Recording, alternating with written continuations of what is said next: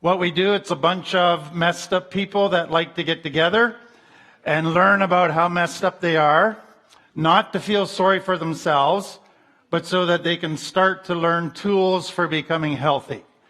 And so we have people here from addiction, people here from childhood trauma, people here from just messed up relationships, looking for help and for answers. So we tend to do little series that focus on themes that follow this way of thinking.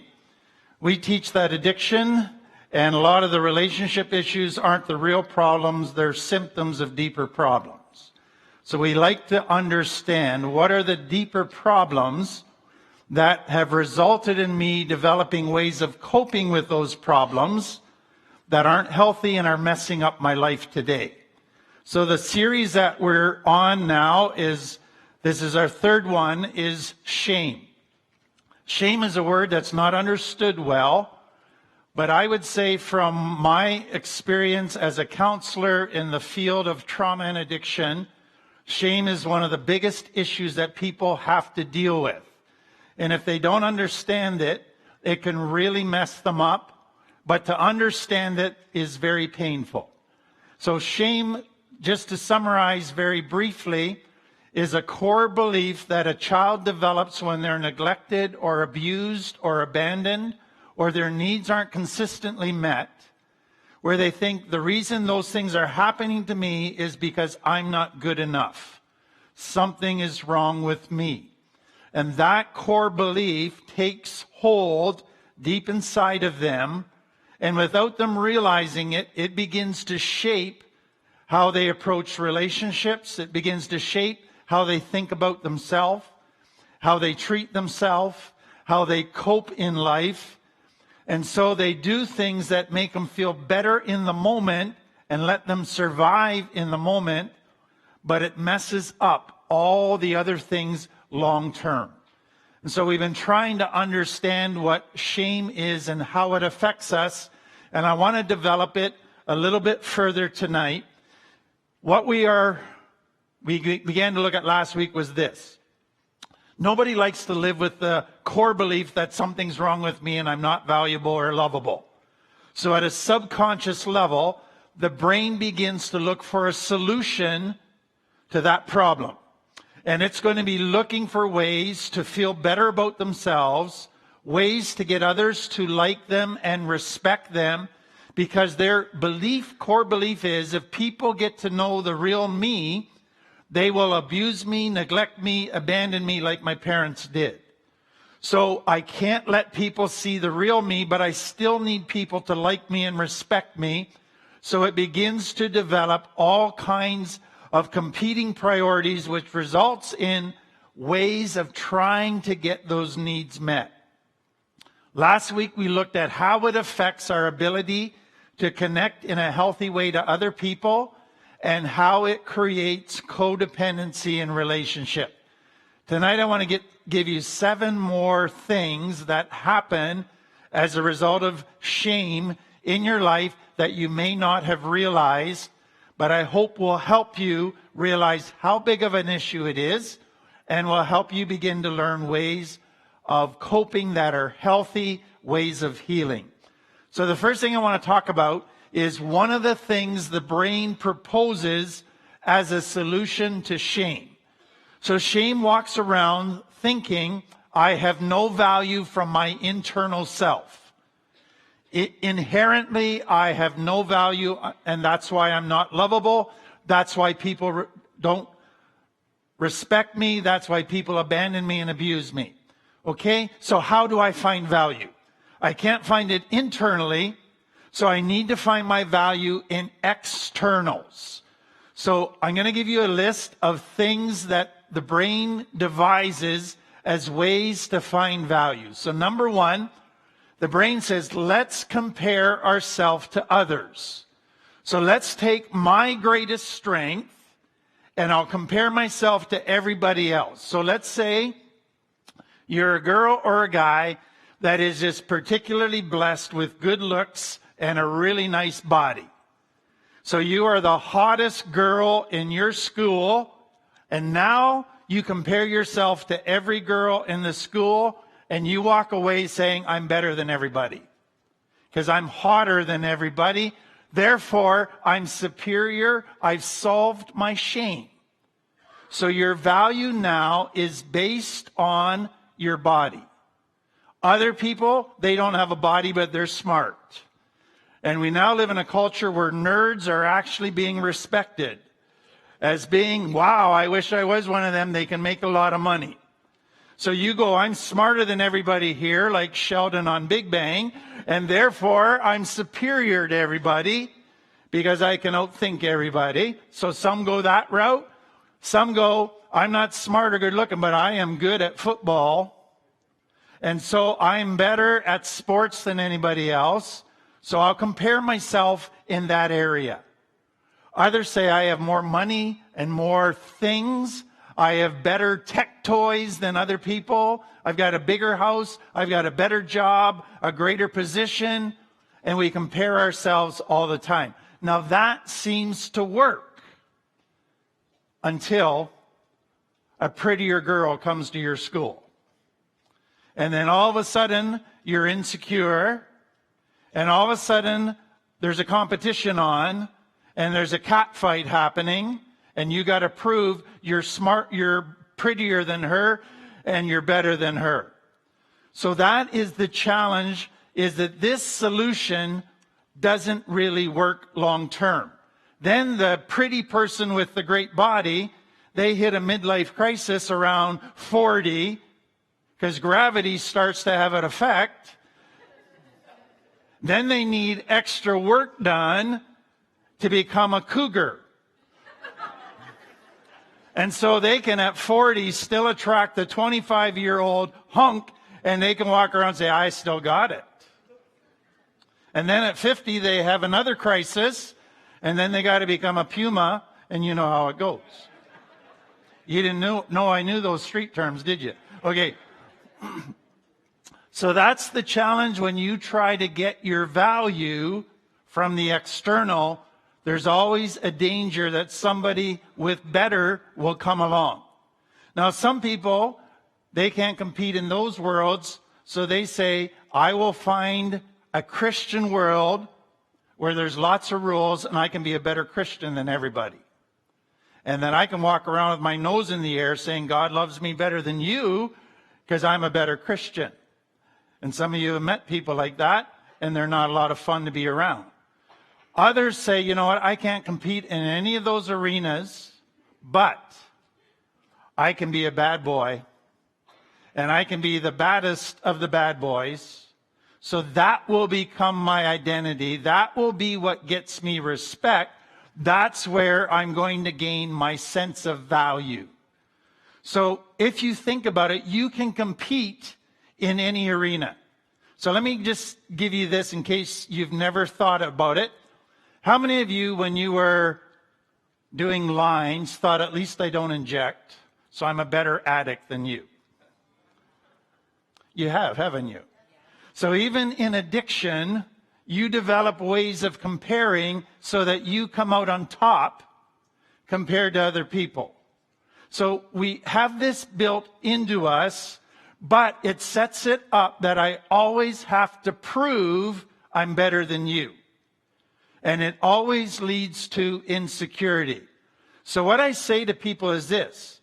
If your value comes from inside, you have nothing to prove. And if you have nothing to prove, you don't have to worry about losing your position or your value. So nothing to prove equals nothing to lose. And so that becomes an important thing for people. Let me give you another thing outside of comparison. Think of the first thing in your life as a child that you can remember where you were validated by other people, where they laughed at you or they cheered you or they say, wow, about you.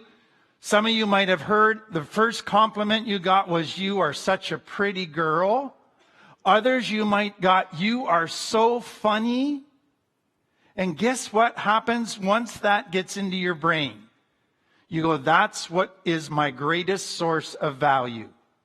So I got to be funny all the time now. So often the very first thing you get validated for becomes the greatest thing that you place your value in. And therefore, one of the hardest things to change. Next one for many people is they gain their sense of value or dealing with their shame by always helping people who are messed up. So if I help you, that proves I'm healthier than you. That proves that I'm better than you. So you will get a lot of people in the helping industry for the wrong reasons. And they're just trying to prove their value and fix their own internal shame thing. Another one is you become your career. You become what you do. You're not a human being, you're a human doer. So what happens for people that retire? Many of them fall apart because now they don't know who they are and they feel they have no value. Because their job is what gave them their sense of value. And that is a very big one. Another one, though, that is even more common is many get their value from being a parent. So what happens when a little baby comes into your world?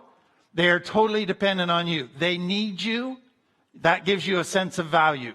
Then they respect you. They put you on a pedestal. You're Superman in their mind. You can do no wrong.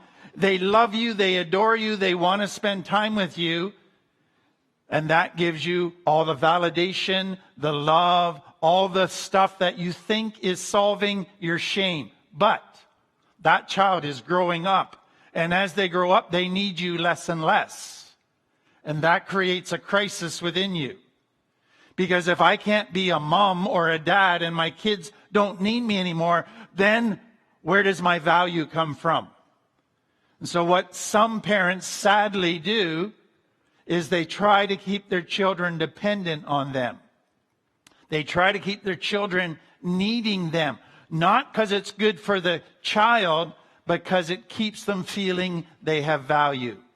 And when their children finally leave home, they have an empty nest crisis. Now, what good am I? Who am I? All of those things. Another one, and you've probably met many people like this, or you're one of them, but you pursue validation.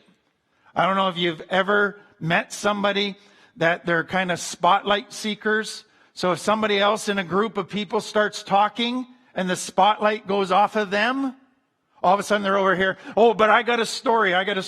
And they got the spotlight back on them. They're spotlight seekers. Or you tell a story, but you know what? Their story's way better than your story. It's always a one-up story. Or they went fishing and they caught a 12-inch fish, but they tell you it's 3 feet and you don't know the truth anymore about their stories because they're always sensationalized. Why? To impress you.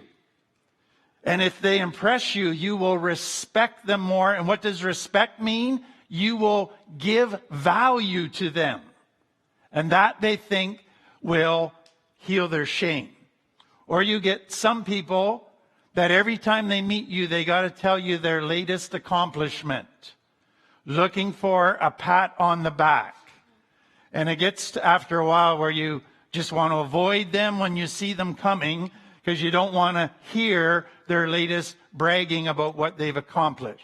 So all of those things are ways the brain is trying to solve shame. So what I want you to understand is they seem to work initially, but over time, they start giving negative consequences.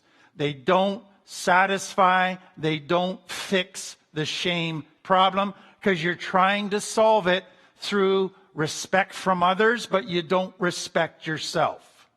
And that is where it breaks down. Okay, let me give you something about this. Where does my value come from?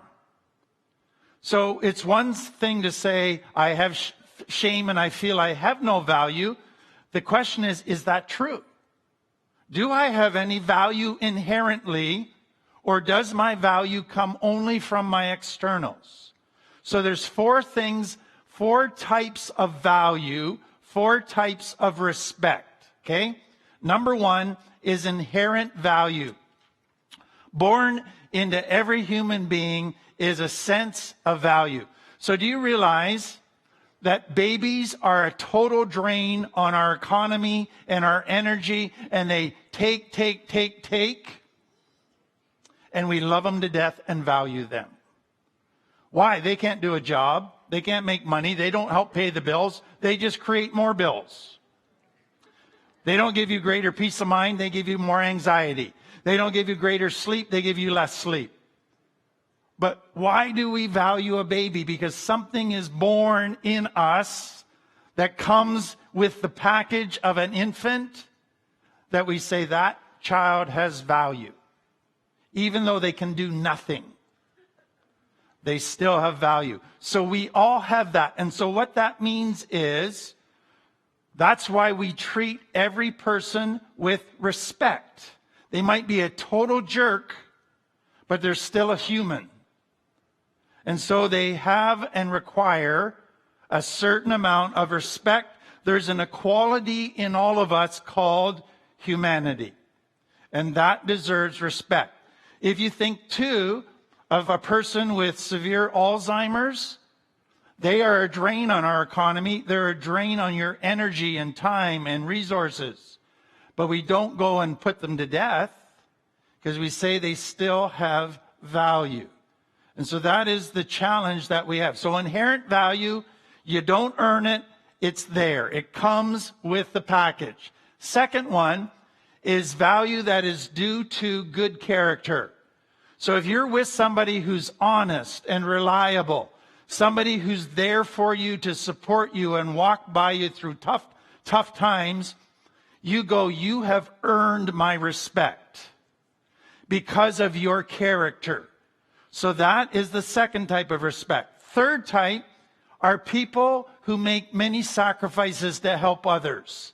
And you watch what they give. You watch the time and energy they put into people and serve people. And you say, you have earned my respect.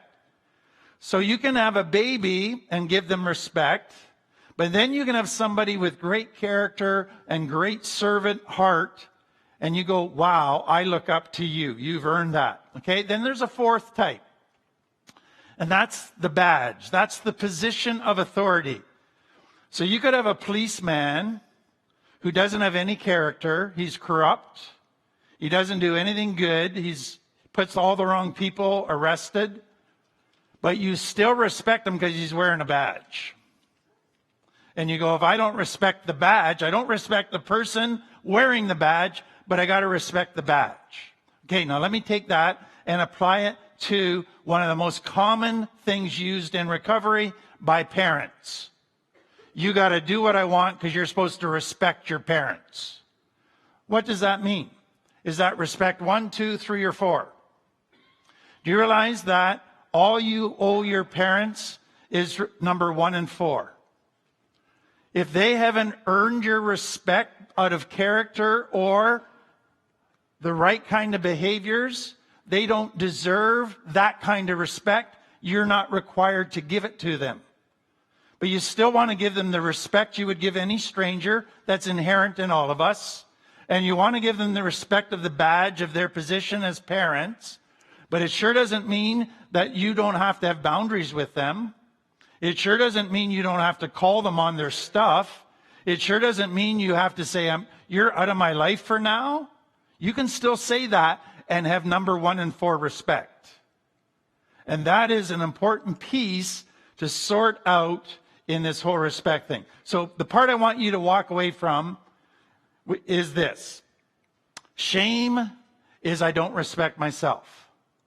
Now I have to say, do I have value? Yes, I have number 1. I have inherent value because I'm a human being. So I need to respect myself at a bare minimum for number 1. Number 2 and 3, the more I have good character and the more I am a giving person and a loving person, I will actually grow in respect for myself. But the first step of healing shame is I respect myself based on number 1. I have inherent value. I don't have to do anything. I can be a total jerk, but I still have some value. Let's start there, and then we can work on 2 and 3 as part of our recovery, and our respect will grow. Okay, let me just give you one thing more to think about. Take respect. If you were to go to a street level, respect is a huge word. Loyalty is part of that. And so what does respect and honor mean on a street level? It is something that you respect me based on fear. You don't rat me out. You don't hold me accountable for the bad things I do. You affirm me for the good things, and you support me for the bad. You never stand up to me. That's respect. You see how I just took respect and twisted it? So what you'll find is shame takes every good quality and it distorts it. And it makes it something with the same word, but a totally different definition and something unhealthy. And that you can think about. We don't have time to develop. Okay, next thing, I want you to think about, how does shame affect conflict in a relationship? It does a lot. What happened for you if you grew up in complex trauma is there was conflict, but you noticed that when there was conflict, there was a winner and there was a loser. Conflict didn't resolve stuff and reach solutions where everybody benefited and there wasn't a winner or a loser. Somebody won and somebody lost, and pity the person who lost, because if they lost, they didn't just get loser, they got shamed, they got punished, they got made fun of. So what happens is, I never want to lose a conflict. So what do people with shame do? They either avoid conflict at all cost. Because I got so much shame, I'm pretty sure I'm going to lose. And I'm not just going to lose, my shame is going to get fed. So avoid conflict at all cost. Or if a conflict starts and it starts to look like I might be the loser, get out of it. Find some way to change the subject, some way to deflect the conversation to something else, but don't let it continue because you're going to lose. Or, number 3, become a pro at twisting everything so it's always the other person's fault. That's shame response. So do you realize that a narcissist is never wrong in their mind? And a narcissist will twist every conflict to make you wrong, and it's never their fault. That is deep, deep shame hiding behind twisting reality. And then the 4th one is, I will never lose, because if you're angry, I will always be angrier than you. And I will trump your anger, and you will always lose. So shame, what I want you to see, is if both people have shame, conflict will never get resolved in a healthy way. It will always get avoided somehow. Somebody will always get hurt, and issues will just pile up, not resolved. So it does, over time, a tremendous amount of damage. Next, how does shame affect your ability to set boundaries? What does it feel like if you say no to somebody and you got lots of shame? You panic and go, oh, I bet you they're not going to like me now. They're going to be mad because I just said no to them and I just lost a friend. So what does a deeply shamed person believe? I can never say no to anybody because then they won't like me. So I will say yes to everybody.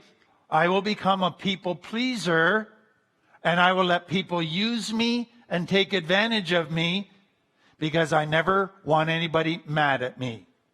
And how does that work for you? It doesn't, because over time now you get mad at everybody.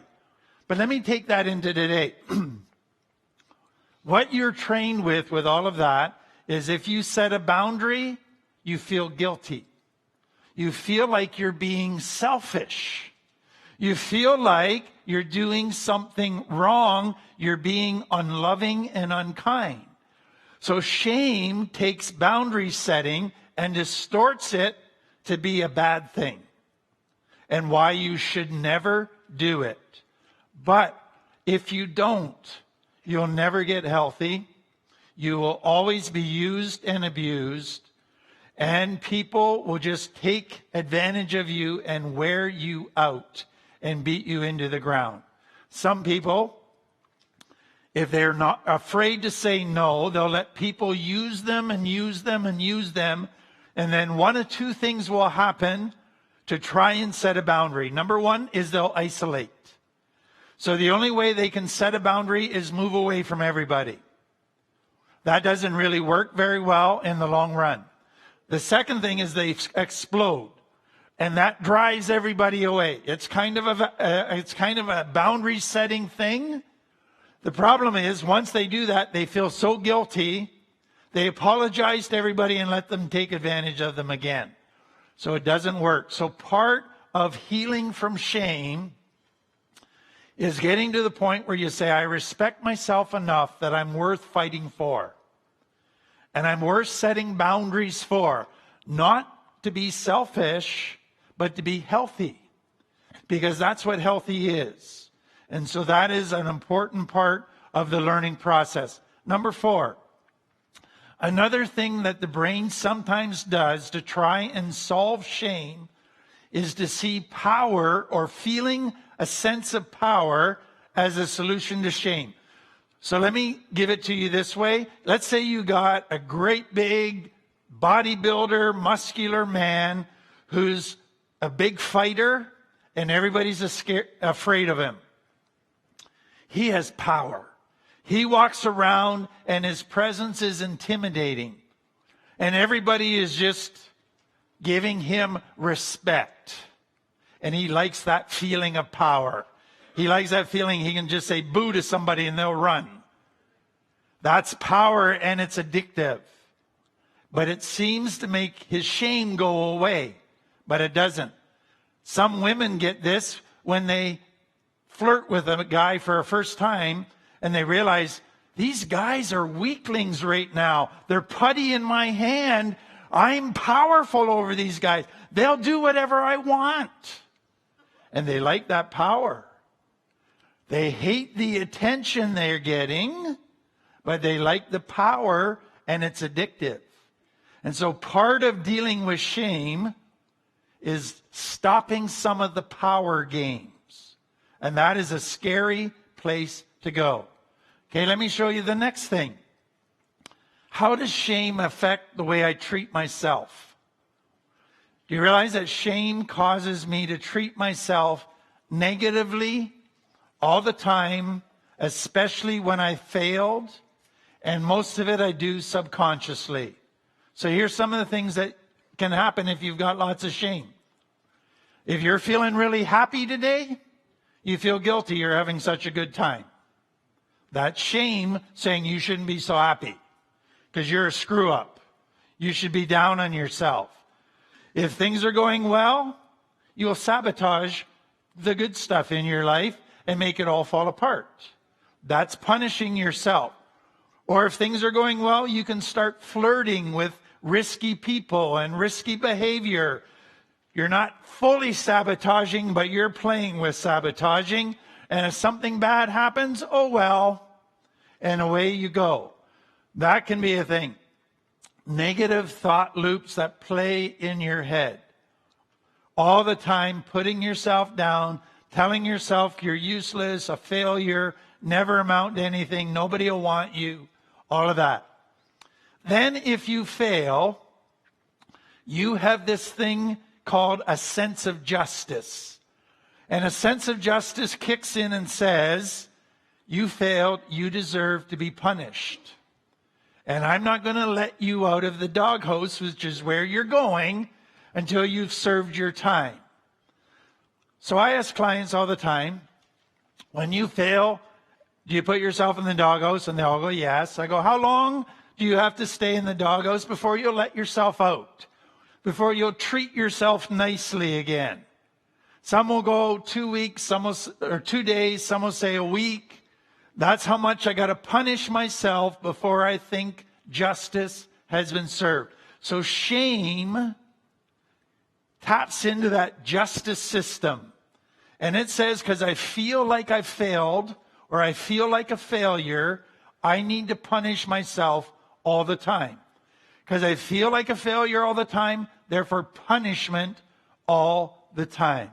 And one of the things that many people do is just focus on their negative qualities. And they don't look at their good qualities. They don't look at accomplishments. They're just always finding fault with themselves. Okay, 2 more things very quickly. Shame, I think, is one of the biggest things to affect mental health today.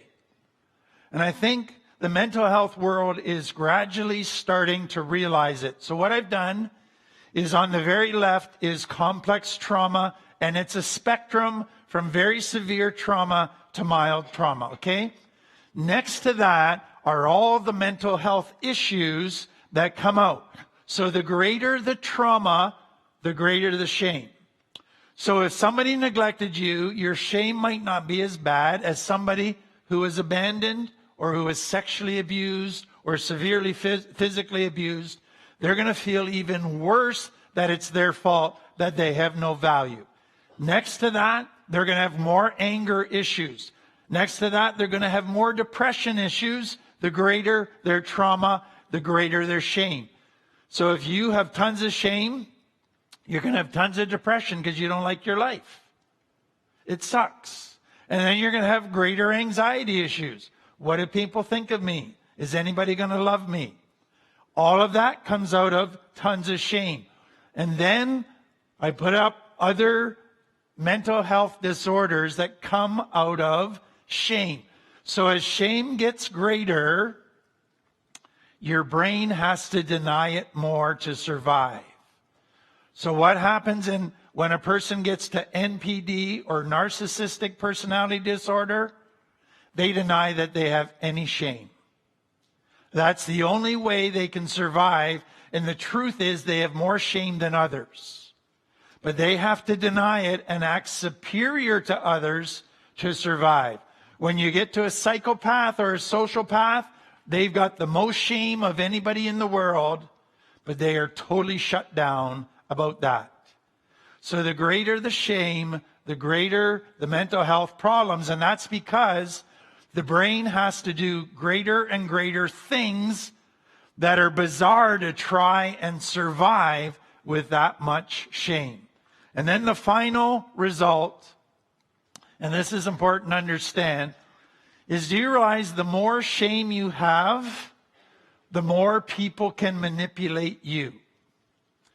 Do you realize that your mom might be able to manipulate you to do whatever you want, she wants you to do?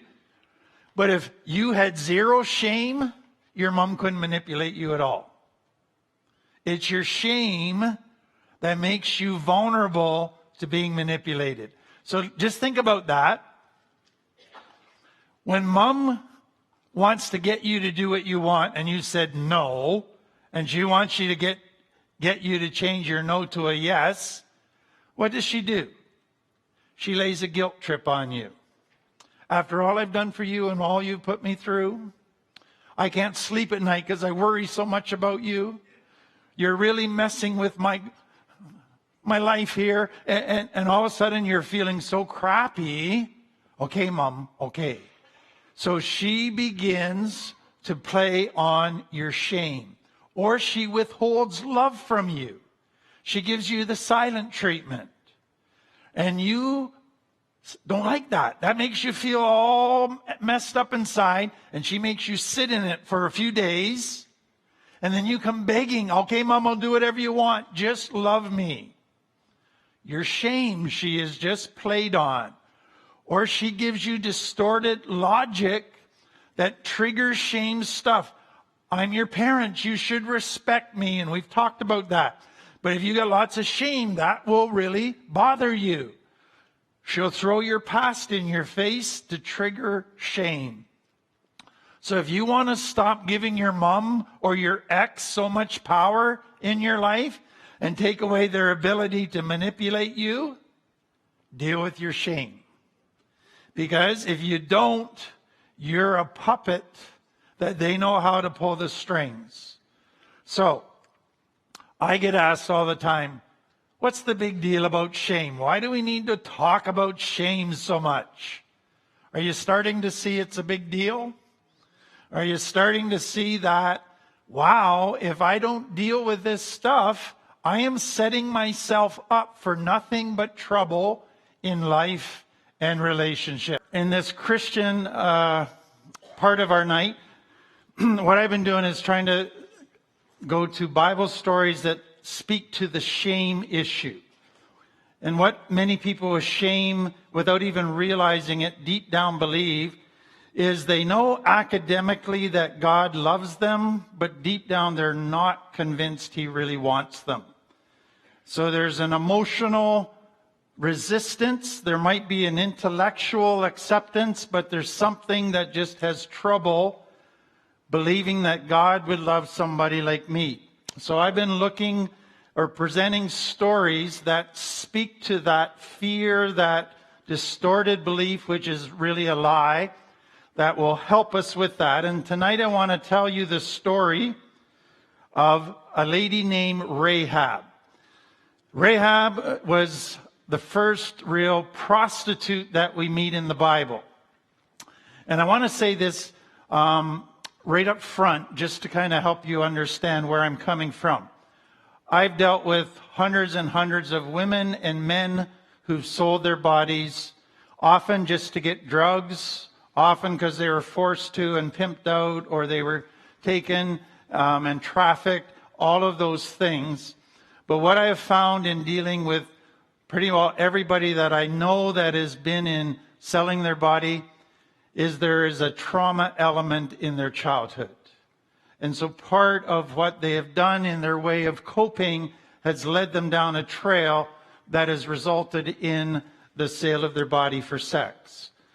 I would suspect, and I can't say it for sure, but I would suspect that Rahab, who was a prostitute, renowned prostitute, and I'll explain why in a minute, had a lot of childhood trauma. And that was part of her journey. And what that means is there was an element of shame. The second thing that I want you to think about, and I say this very carefully, but when people are involved in the sale of their body, there has to be something that shuts off in order to endure the added shame they feel for what they lower themselves to do. And so some of them are in total denial of that layer of shame.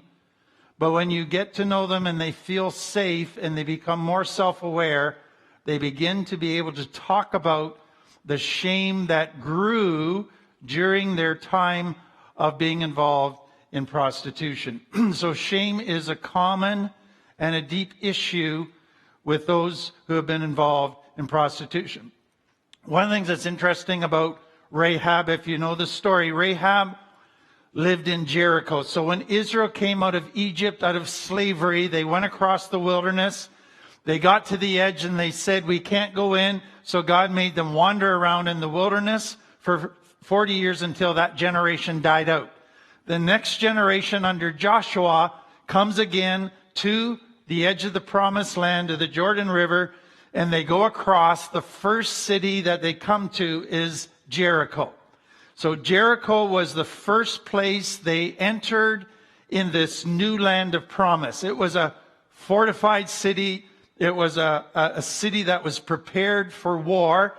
It was a city that we're told the walls were so thick that they could drive chariots around on the top of the walls. So that's how fortified it was. What we know about Rahab is she had a house in the walls. So another way to say that is only the very wealthy could afford houses in the walls. Other people lived inside the walls, in their homes, shacks, whatever, but the well-to-do had houses in the walls. So Rahab was well-to-do. I don't know if you remember this story, but her signal that she was a prostitute was she hung a red cord out of her window. So everybody walking by could look up and go, just like being in Holland in the red light district, oh, there's the prostitute. There's who we go to see. So she had the first advantage for advertising her wares because she was in the wall and she could put a scarlet cord or rope hanging out of her window. So she was a prominent, powerful, renowned prostitute who is busier and more respected than other prostitutes. So that's a little bit about Rahab. So what is going to happen is when they come to the promised land, before they cross the river to go across, they send 2 spies to check out Jericho to get a report of what to expect, okay? Those 2 spies go to Rahab's house. Now, I'll explain that in just a minute, but let me read you the story. So Joshua secretly sent out 2 spies. He instructed them, scout out the land on the other side of the Jordan, especially around Jericho. So the 2 men set out and came to the house of a prostitute named Rahab and stayed there that night. Someone told the king of Jericho, some Israelites have come here tonight to spy out the land. So the king sent orders to Rahab, bring out the men who have come into your house, for they have come here to spy out the whole land. Rahab had hidden the 2 men, but she replied, yes, the men were here earlier, but I don't know where they're from. They left town as the gates were about to close. I don't know where they went. A bold-faced lie. Actually, she had hidden them on the roof beneath bundles of flax. Before the spies went to sleep that night, Rahab went up on the roof, not to give them sex, but to talk with them. And here's what she says. I know the Lord has given you this land. In other words, I know you're going to win. We're all afraid of you. Everyone in the land is living in terror. We have heard how your God made a dry path for you through the Red Sea when you left Egypt. We know that you did to the Amorite kings east of Jordan, whose people you completely destroyed. In other words, you defeated armies much greater than you. No wonder our hearts have melted in fear. No one has the courage to fight after hearing such things, for your God is a supreme God. Wouldn't that be a great report for 2 spies to take back? Now let me get you to kind of go into the spies in Joshua's mind. He's sending the spies to scout out the land, but he wants to find a place where you can get information. Where would a guy go if they're visiting this city of Jericho and you're a traveling salesperson, a traveling businessman? Where do they tend to go? To prostitutes. And what do they do when they're with prostitutes? They talked. The only time guys talk. And they start talking. And they're starting to share all kinds of different stories. So if you want to find out what's going on in a country and a city, who is the best person to talk to? A top prostitute. One who would get more traffic than anybody else. So that is Joshua's logic. Where do I go to find out what the people are thinking and feeling? Let's find a prominent prostitute. Oh, look, hanging out of that window in the wall is a scarlet rope. Let's go there, boys, and find out from her what's going on. So that was the thing. Now, what is very interesting, and this is the part I want you to really kind of think deeper with me about. After they conquered, so after this visit, Rahab said, you're going to defeat us. Please let your God save me. And the spy said to her, our God will save you if you hang out your rope when we start walking around the city. And when the city falls, your place will not crumble and fall if that rope is hanging out of the window. She believed them. She kept the rope out. They went around the city the 7 times. If you remember the 7 days, the 7th time, 7 times on the last day, they blew a trumpet and the walls started falling down, all except the wall where Rahab's house was. She was spared because she believed in Israel's God. The result of that is she went and lived with the Israelites. She became a member of their community. She married somebody within that community. Okay, so I want you to begin to think with me about all of that. So the first thing that is apparent to me is this. This lady, when she talked to the spies, she talked about Israel God and the stories that she had heard since she was a little girl about Israel's God. So to be a top prostitute, she had to be 30 to 40. Israel's been wandering around the desert for 40 years. So she wasn't even born when Israel came out of slavery in Egypt, okay? So all the stories she's heard as a little girl. She's heard as she's grown up. She's heard people, and what you see is even though nobody was encouraging her towards the true God, something was growing in her heart. Something was planting a seed there. And what I have seen is people who have had no connection to Christianity, people who have been raised in horrific abuse. Some of them have had a seed planted by one person at a young age about God, and it's started to bear fruit. And they've thought about it as they've grown up. So she has started to believe. Now she has come to a place where she says, this God is going to win. I will protect these spies, knowing that if she got caught, she could be put to death for treason. So her faith was at such a point that she says, I'm so convinced this God is going to win. He will protect me. I will risk my life to protect these spies. So that was the level of her faith. Then she comes into the community. Do you think she might have felt out of place? Do you think she walked around feeling everybody was staring at her because they knew her former occupation? Do you think there might have been days where some horny man would come up to her and say, are you still in business?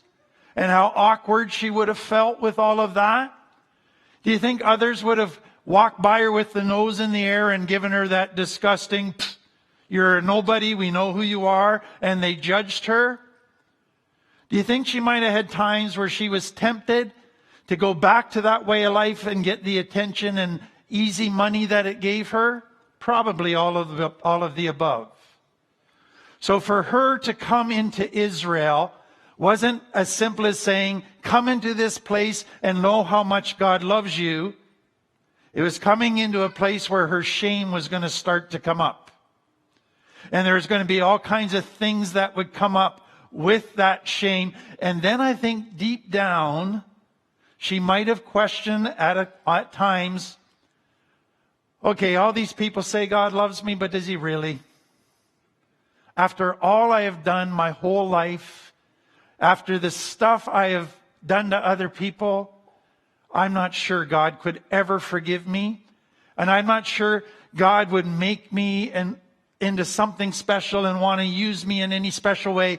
Maybe he'll give me a job picking up dog poop or something like that and make me feel I got some importance, but I doubt God will ever want to use me in a big way. That's what shame could have done. But do you want to know what we find out with this story? Okay. I want to read you Jesus' genealogy. Matthew 1, it says, Salmon was the father of Boaz, who was the mother of Rahab. So Boaz was the father of Obed, whose mother was Ruth. Obed was the father of Jesse. Jesse was the father of King David. So guess what King David's great-great-grandma was? Rahab. And who came from David? Jesus. So guess who Jesus had in his distant ancestry? Oh, that prostitute. Did God want to use a prostitute? You bet. Did he want to give her a little job or a big job? He said, I'm going to give you some very significant people as part of your ancestry who are going to change the world. One, you're going to get to meet a little guy named David. He's going to change the world. And you're going to have a role in his life. I'm going to trust you with that. And then I'm going to let you have the privilege of being the great, many times grandmother of Jesus the Messiah. What that story shows us is that God specializes in using messed up people. He doesn't look down on them. He doesn't give them the little account jobs. He gives them some of the greatest jobs. If you go back through history and you look at the people that made the greatest changes in history, positive changes, most of them came out of severe brokenness. Moses came out of severe brokenness. David came out of severe brokenness. All of them were used greatly by God. And so it's like God says, I will forgive, but more than that, I'm not going to use the past against them. I want to give them a privilege, position, and blessings, and I'm going to take all of that pain and the work it takes to overcome that pain to build into them a character and a giftedness and a skill set that nobody else could ever have unless they went through that. And that's the skill set I'm going to need to change the world. And so as you look at your brokenness and your shame, and you might feel like Rahab did when she first came into Israel, and you might wonder if God could ever love you or even think of using you, go back to Rahab. And what's fascinating to me is this: in the genealogy of Jesus, it mentions 4 women, and that's all. All 4 women were morally bankrupt women. All 4 women had done things morally that were despised by the Jewish culture. And God picked 4 women that everybody despised and used them in a great way. And that's what he wants to do with us. The ones that have the trouble with the shame, it's not God that has the trouble with us. It's only us that has a trouble with us. And the more we can understand how much he wants us and has plans for us and wants to